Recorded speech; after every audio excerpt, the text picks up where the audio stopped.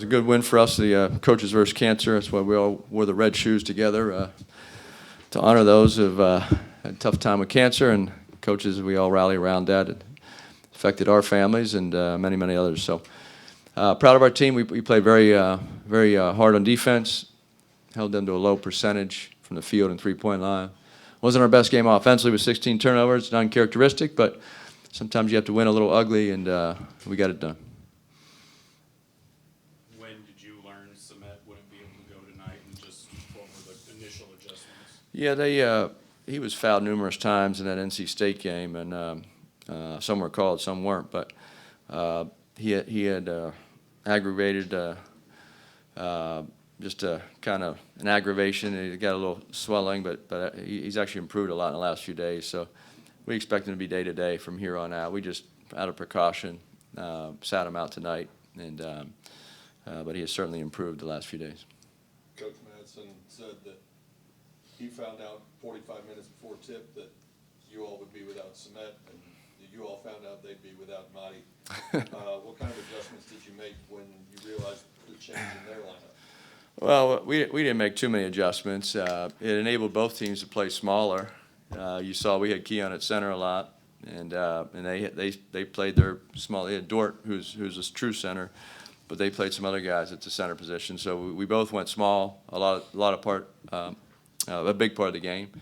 So the adjustments were just to try to put our best players out there and defend, even though we're small. And I thought Matt Cross with 14 rebounds and B.J. Edwards with 9, and Boopy came in and got 6.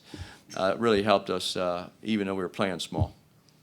How important was it after the win on Saturday to come out with a lot of energy and hustle like you guys displayed tonight? Yeah, our guys have been playing very hard. To hold NC State to 57 on their home court, 57 points, and I thought tonight we played very hard on defense. And I don't know how many games we won, 5 out of 6 maybe in the league, and we didn't play the lone loss to Louisville at home. They played very well, and we didn't. And so our players, I think, have come to a pretty good understanding of how hard they have to play defensively to give us a chance to win these games against some very good offensive players. Speaking of that, after that Louisville game, I think it was, that Matt Cross kind of said, you got to be sick and tired of it. Has he taken a bigger leadership role on this team since? Yeah, I mean, you saw his toughness tonight, 15 points, 14 rebounds. And he brings it, and he was very physical and very tough. And so he leads by example. And the other guys went along with him tonight and have played tough. We missed 8 open threes in the second half, so we couldn't really extend the game, extend the lead, which hurt us. We didn't shoot the ball great in the second half, but at least we were tough. Coach, you've had a lot of success against Cal in your time with the Trojans, and how would you describe them as a team? What's their style of basketball? Well, Coach Madsen does a terrific job.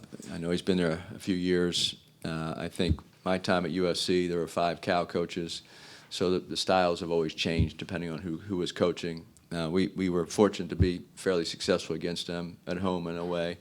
But they're talented. They've always had really good players, guys that can score the ball. I would say that over the last few years, they've had a lot of players that can go out and get 15, 20 points and offensively talented. 2 of Cal's guards, Wilkinson and Blacksher, combined for 29 points, but they had to put up 32 shots to get it. With that, and then also holding Cal to 5 for 25 at the line, was your perimeter defense as impressive to you as those numbers suggest? Yeah, I thought those guards, they're very quick and talented, and I think that the 3 guards went, 13 for 43 between the 3 of them. And they're all good players, but our game plan was just try to make them work and take tough shots. How big is having some veteran big guys like Johan, Keon, Colbert to kind of fill in that gap and kind of between the 3 of them to be able to fill the void from Samet? Yeah, it was unfortunate. Samet had his career high 20 points against NC State, made those 4 free throws on the road in crunch time. Had some block shots, but that's what a deep team does. The guys step up, and I thought Johan played very hard. Jarrell gave us great defense in the second half, and then Keon helped us go in that first half run where he very energetic and made a lot of good plays.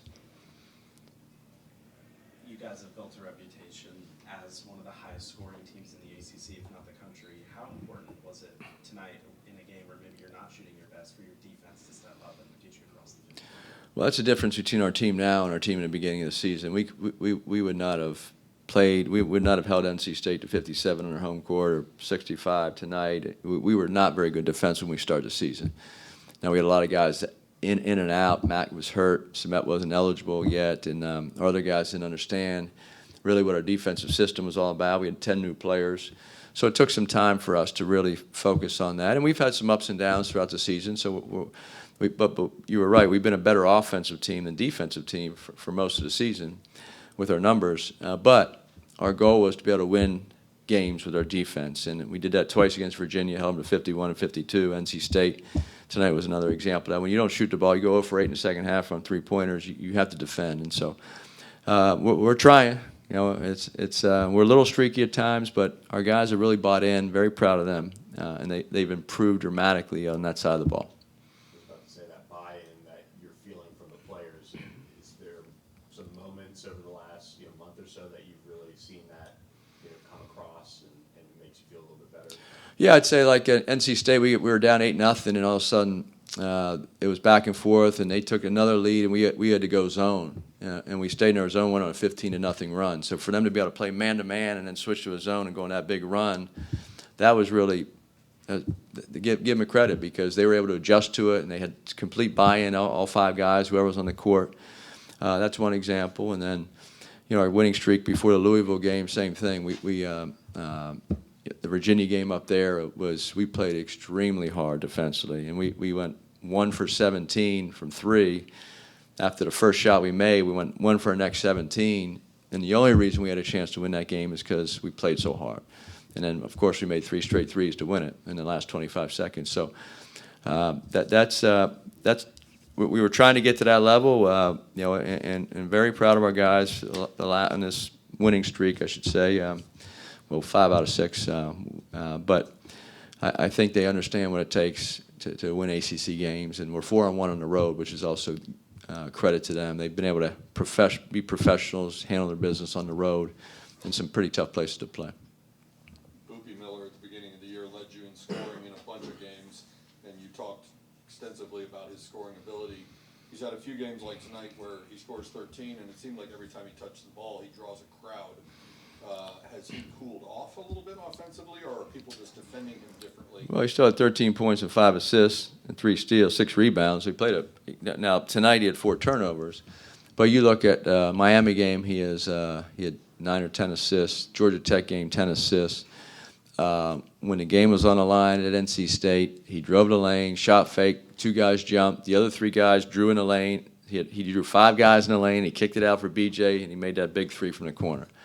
Against Virginia, he was incredible the last 30 seconds. He had the driving kick and then the 2 threes. And so when he's passing the ball and putting pressure on the defense, he's as good as any point guard in the country. Where he does get in trouble sometimes is where he tries to force shots and leaves his feet, and it's not a recipe for success. Then his percentages come down. So to answer your question, his decision-making has improved. It's improving, and we still think there's a lot of growth in his game. We think he could average 8 assists pretty easily. And now some guys have to make shots some games they just miss over. But I think he is very talented and can get by people and get in that lane and make things happen. Behind the story of that, I guess. I feel like we just didn't get too high or too low, and we're an older group, so a lot of us get the seriousness of the bigger games, having to pull those out for March Madness bids. So I think we just been going as hard as we can in practice, paying more attention to detail and scout, and kind of just, I guess, wake up, I guess, is all that happens. Matt, when you find out that Samet can't go tonight, do you take it upon yourself to maybe get even more involved in terms of rebounding, play a more physical game? How does that impact your approach going into tonight? It hurts not to have him because he is a big presence down there on both sides. But we still have other bigs like Jarrell, Johan, Keon. So I kind of just go about it the same way. It just try to get in there as much as possible. Just sometimes it falls in my hand when the 7-2 guy is not on the court. Chuck, just what were you feeling tonight? 20 points, get free throw line, and everything goes well. Just what were you feeling overall?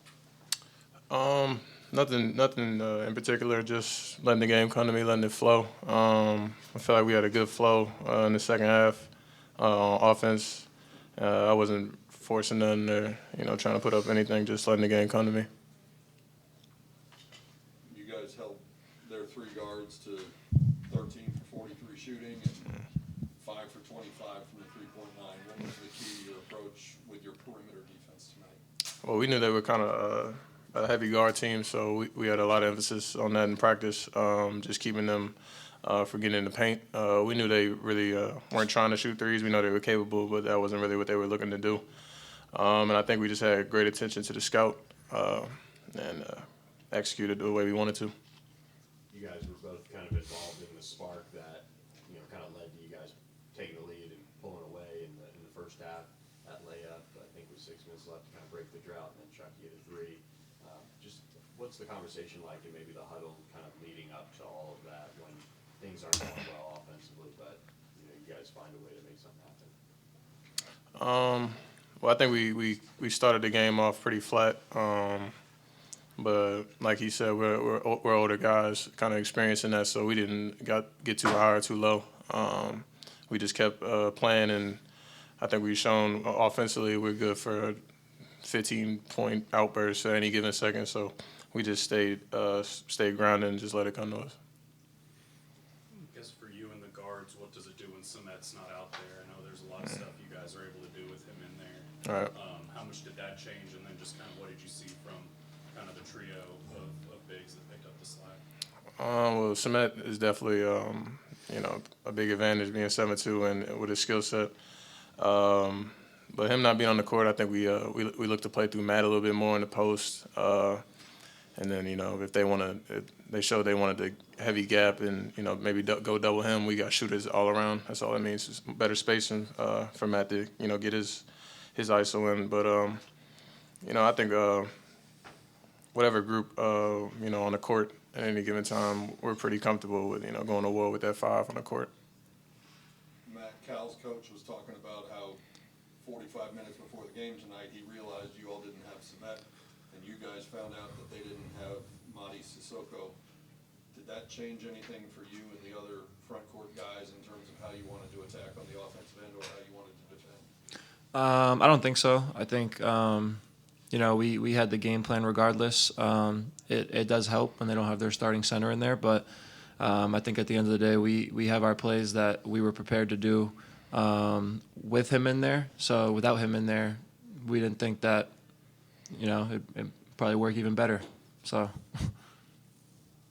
Matt, you've recorded your 6th double-double this season. Do you feel more as if teams are building a game plan around you as you did previous years?